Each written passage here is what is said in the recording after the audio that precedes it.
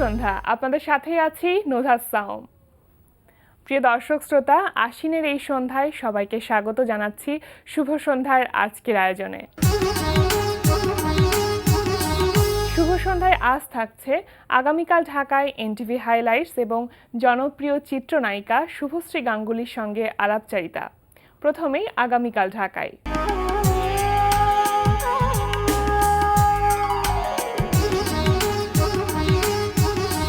আগামীকাল ঢাকায় শুরুতে জানিয়ে দিচ্ছি নাট্য ও চলচ্চিত্র উৎসবের সময়সূচি।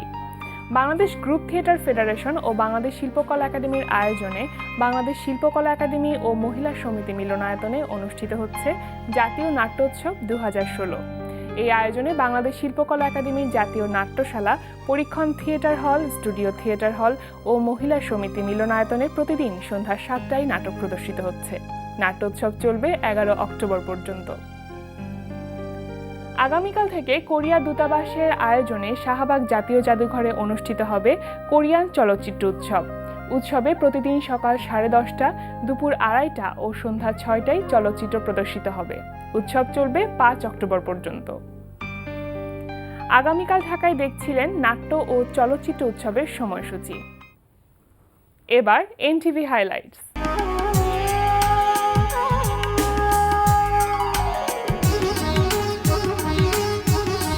এবার জানিয়ে দিচ্ছি কি থাকছে এনটিভির রাতের অনুষ্ঠান সূচিতে।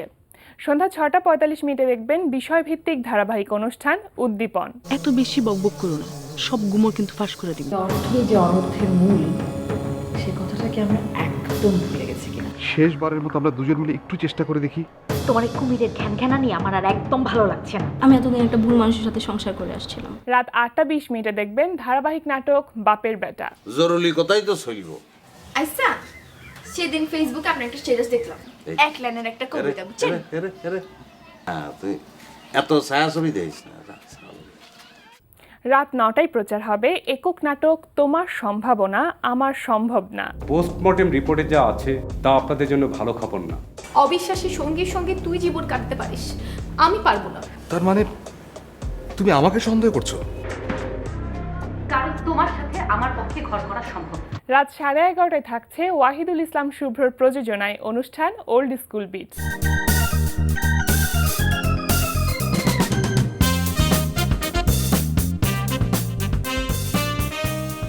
এই ছিল এনটিভির রাতের অনুষ্ঠান সূচি। এবার আলাপচারিতা।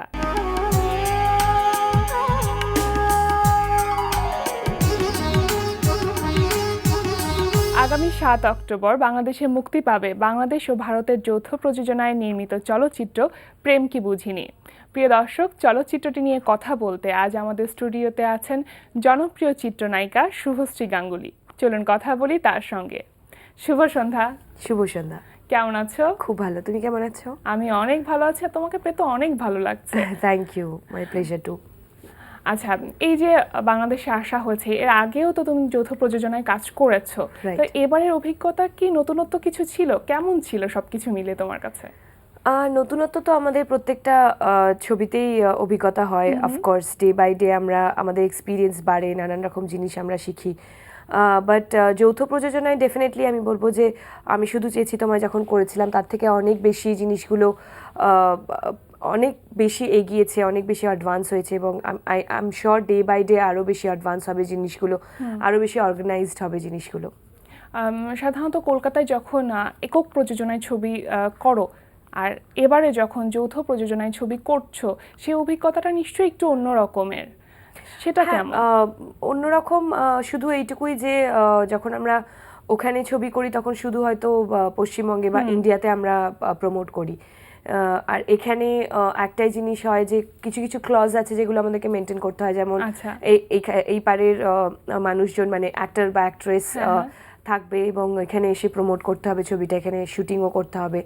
সো এই জিনিসগুলোই মেনটেন করতে হয়। আদারওয়াইজ আমার মনে হয় সেমই, মানে এই এন্টারটেনমেন্ট মিডিয়াটা যদি আমরা খুব ভালোভাবে ওয়েল কানেক্টেড হয়ে যাই তাহলে আমার মনে হয় যে ওখানকার ছবি মানে নর্মাল যৌথ প্রযোজনা না হলেও ওখানকার ছবিও এখানে এসে প্রমোট করতেই পারে আর এখানকার ছবিও ওখানে গিয়ে প্রমোট করতে পারে। আচ্ছা, এটা তো আব্দুল আজিজ এবং সুদীপ্ত সরকার এর পরিচালনার কাজটি করছেন, তো ইনাদের সাথে এর আগে কাজ করা হয়েছে কিনা? না, this is for the first time for them. So debut turn director Sudipta, কাজ করে খুবই ভালো লেগেছে। ভীষণ ক্লিয়ার ভিশন আছে, ইম্প্রোভাইজেশন খুব ভালো করতে পারে, স্টোরি টেলিংটা ভীষণ স্মার্ট, আচ্ছা মানে ভীষণ ঝকঝকে একটা ছবি দর্শক দেখতে পাবে। আচ্ছা, আমরা তো সকলেই জানি যে তোমার বিপরীতে এখানে কাজ করছে ওম, তো এর আগে তো তার ওমের সাথে তোমার কাজ করা হয়নি, তো সেক্ষেত্রে আমরা যতটুকু দেখছি টিজারগুলোতে যে তো ওমের সাথে তোমার কেমিস্ট্রিটা অনেক সুন্দর, অনেক ভালো লাগছে, তো সেক্ষেত্রে তোমরা যখন কাজ করেছো তখন তোমাদের কাছে কেমন লেগেছিল?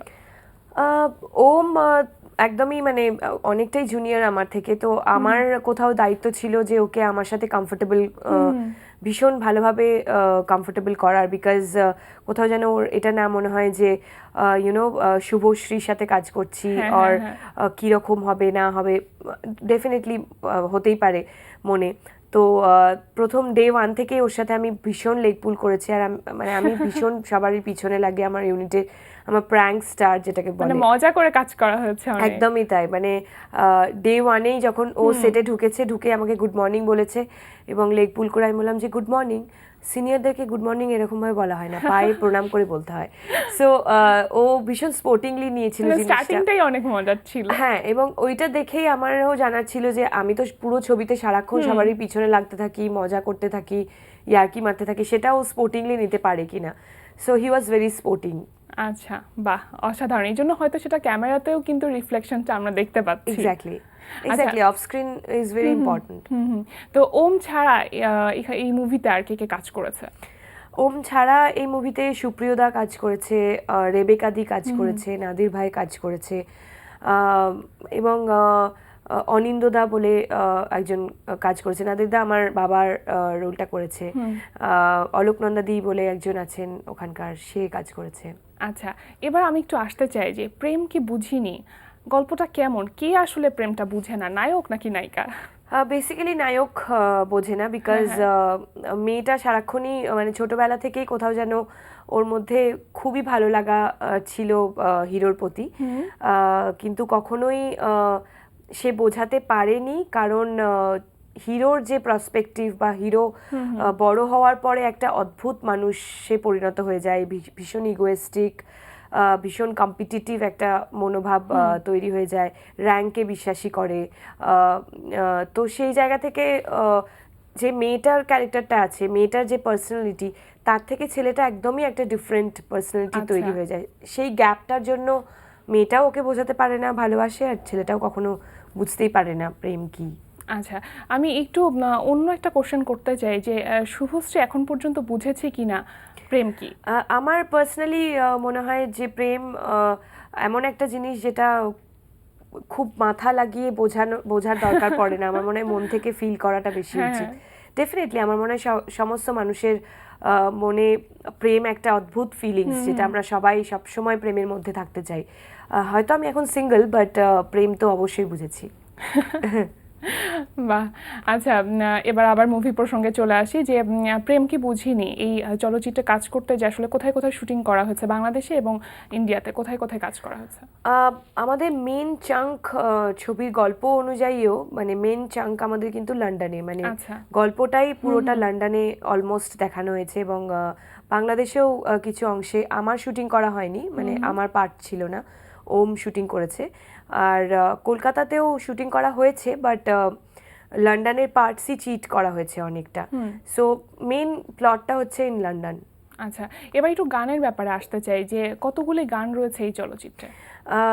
টোটাল আমার যতদূর মনে পড়ছে 6টা গান রয়েছে, এবং দ্য ইউনিক পার্ট ইজ প্রত্যেকটা গান কিন্তু মানে স্টোরিটাকে এগোচ্ছে, কোনোটাই মানে ওই হঠাৎ করে ড্রিম সিকোয়েন্স নেই, যেটা ইউনো গতে বাঁধা এখন পড়ে গেছে যে কমার্শিয়াল ছবি মানে দুটো ড্রিম সিকোয়েন্স থাকবে, একটা অনেক সময় তো অপ্রয়োজনীয়তার কারণে আমরা গান পেয়ে যাই, কিন্তু এক্স্যাক্টলি, বাট এই ছবিটাতে প্রত্যেকটা গান স্টোরিটাকে এগোচ্ছে, মানে ক্যারেক্টারগুলো আরো ভালোভাবে বিল্ড আপ হচ্ছে, আরো ভালোভাবে দর্শকের কাছে পৌঁছচ্ছে।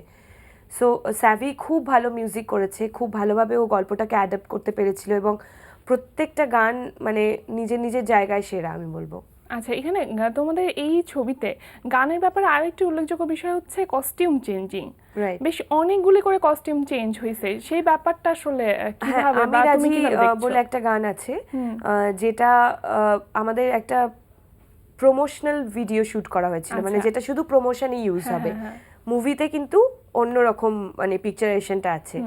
তো ওই প্রমোশনাল ভার্সনটাতে আমরা 34 চেঞ্জেস করেছিলাম, মানে 16টা বিটে। সো বাহ। I think this is for the first time, এটা মনে হয় লিমকা গিনিস বুক অফ রেকর্ডেও যাচ্ছে, মানে আমাদের নাম দেওয়া হবে মনে হয়, এরকম কিছু শুনেছিলাম। But it was very difficult, মানে এই অভিজ্ঞতাটা তো নতুন একদম, Of যে course, একটি গানে এতগুলি কস্টিউম এতগুলো চেঞ্জ চেঞ্জ। করতে। প্রথমে ভাবছিলাম যে কস্টিউমগুলো রেজিস্টার হবে কিনা, লোকে বুঝতে পারবে কিনা। তারপর ভাবলাম যে না, মানে গানটা রিলিজ হওয়ার পর দেখলাম যে না, মানে এত ভালো রেসপন্স পাচ্ছি, সো গুড। আচ্ছা, এটা এই গানে এই যে এতগুলি কস্টিউম চেঞ্জের বিষয়টা, এটা কি রেকর্ড করার জন্য করা হয়েছে নাকি চলচ্চিত্র বা গানের প্রয়োজনে করা হয়েছে? এটা না সাডেনলি জয়েশের মাথা থেকে এসছে, মানে আচ্ছা। কোনো কিছু না ভেবেই। তারপরে হয়তো আমরা ভেবেছি যে oh this is for the first time যে এতগুলো চেঞ্জ করা হচ্ছে। বাট কিছু একটা নতুন থট প্রসেস তো সবসময় আমাদেরকে রাখতে হয়, যে দর্শকদেরকে নতুন কিছু দেয়া। What is new in this. আচ্ছা। সো এই জিনিসটা মাথায় রেখেই আমার মনে হয় জয়েশের মাথায় এই আইডিয়াটা এসেছিল, এবং তারপরে আমরা বুঝলাম যে হ্যাঁ, এরকম জিনিস তো আগে কখনোই হয়নি। আচ্ছা, এর আগে তো তুমি আরো একটি চলচ্চিত্র করেছো যৌথ প্রযোজনায়, এবারে সেকেন্ড টাইম করছো এবং বাংলাদেশে আসা হচ্ছে হয়তো। তো বাংলাদেশের মানুষদের আতিথেয়তা কেমন লাগছে তোমার?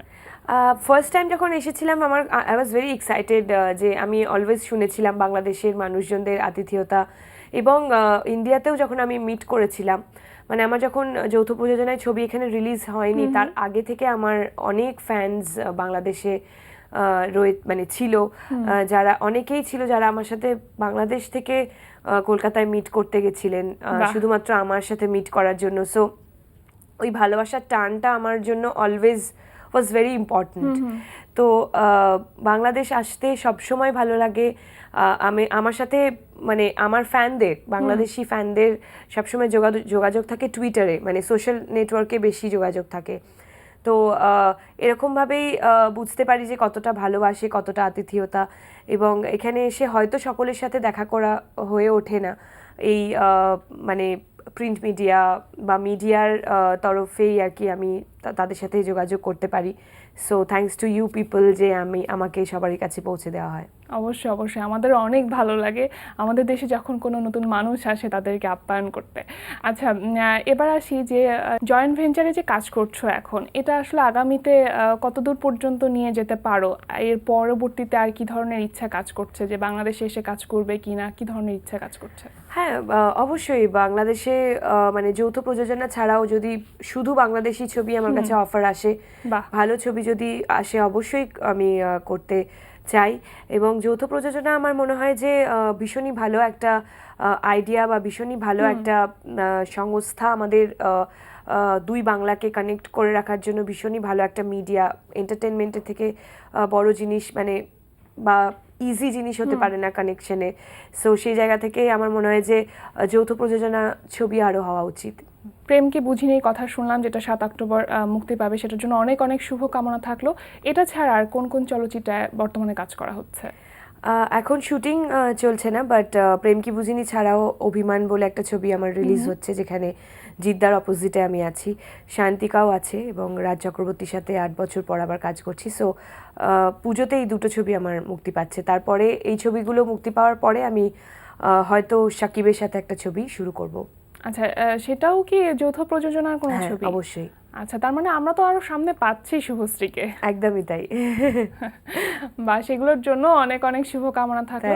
আচ্ছা, তুমি তো এখন পর্যন্ত যে কটি চলচ্চিত্রে কাজ করেছো সবই দেখা যাচ্ছে রোমান্টিক ধাঁচের। কোনো চ্যালেঞ্জিং চরিত্রে কাজ করতে কখনো ইচ্ছা করেছে কিনা বা অফার পেয়েছো কিনা? হয়তো এরকম হতে পারে কোনো প্রতিবন্ধীর কোনো একটি ক্যারেক্টার, বা কোনো হয়তো যেটা তোমার বাইরে, এরকম কোনো ক্যারেক্টারে কাজ করতে ইচ্ছা হচ্ছে? না, অফকোর্স অ্যাজ অ্যান আর্টিস্ট আমি সমস্ত ধরনের ক্যারেক্টার, নানান রকমের ক্যারেক্টার করতে চাই। চ্যালেঞ্জিং ক্যারেক্টার যেটা তুমি বললে ডেফিনেটলি করতে চাই, বাট এখনো সেরকম অফার পাইনি আমি। কথা বলতে তো অনেক ভালো লাগছিল, আর অনেক কথা হয়তো চাইলে বলার ছিল, তারপরও প্রেম কি বুঝিনি এই চলচ্চিত্রের জন্য অনেক অনেক শুভকামনা থাকলো। সামনে আরও যে কটা মুক্তি পাবে সেগুলোর জন্য অনেক অনেক শুভকামনা থাকলো। আর আমাদের অনুষ্ঠানে আসার জন্য তোমাকে অনেক ধন্যবাদ। Thank you. প্রিয় দর্শক, কথায় কথায় আমরাও চলে এসেছি অনুষ্ঠানের শেষ প্রান্তে। আমাদের সঙ্গে যোগাযোগের ঠিকানা প্রযোজক শুভ সন্ধ্যা, এনটিভি বিএসসিসি ভবন, 7ম তলা, 102 কাজী নজরুল ইসলাম অ্যাভিনিউ, কারণ বাজার, ঢাকা 1215। আমাদের ইমেল অ্যাড্রেস shubhosondha@ntvbd.com। প্রিয় দর্শক, এনটিভিতে সম্প্রচারিত সংবাদ অন্যান্য সকল অনুষ্ঠান দেখতে লগ ইন করুন www.ntvbd.com এ। সবাই ভালো থাকুন, নিরাপদে থাকুন। শুভ সন্ধ্যা।